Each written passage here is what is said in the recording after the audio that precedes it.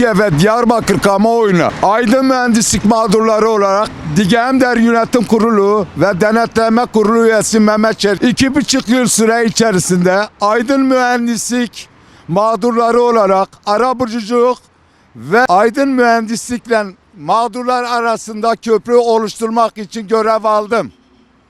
Bu mağduriyeti gidermek adına bankada ipotekli ve icralı daireler adına yaptığım çalışmalar aile ve gerek mağdur insanların takdirine bırakıyorum. Diyarbakır'da 2,5 yıldan beri olan mağduriyetimizi Türkiye'ye, tüm kamuoyuna, Cumhurbaşkanı'na, savcılara, hakimlere ve şu anda yargı süreci devam eden mahkememizde mağduriyetimizin giderilmesi adına eski İçişleri Bakanımız Abdülkadir Aksu'ya 32 tane ailenin içerisinde 22 tane daire şu anda bankanın kıskacı altında ve bu 4. sefer bu mağduriyetimizin giderilmesi adına ondan rica desteklerini bekliyorum.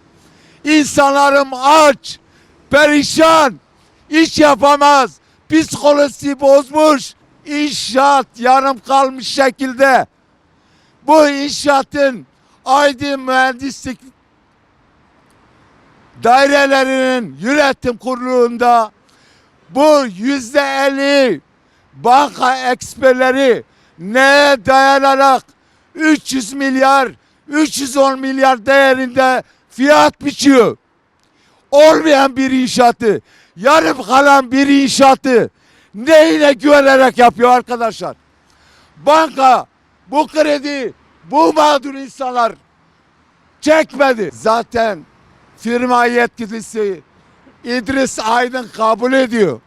Ben bu insanları nitelikli dolandırıcı suçuyla kandırdım diyor. Ama banka müdürlerim sağ olsun 657'ye tabi memur oldukları için onlar kendi görevlerini yapıyorlar. Prosedür gereği neyse bize yardımcı olmaya çalışıyorlar. Sayın Bakanım Abdülkadir Aksu, memleketimin büyüğü, canım ciğerim, siz Vakıflar Bankası'nın bölge müdürüne bir istirhamda bulunsanız, yönetim kurulu başkanısınız, bu memleketin büyüğüsünüz. Bizim bu mağduriyetimizi çözün. Size yalvarıyoruz. Nice kanlar tökülmesin. Ben bu insanları zor kontrol ediyorum. Bu insanlar aç, perişan. Ne yapsın? Çaresiz. Nereye gidelim? Devlete sığınıyoruz. Devlet yargılıyor, bırakıyor. Biz 3. defa mağdur edildik. Eğer biz suçluysak yargı sürecine bizi de götürün.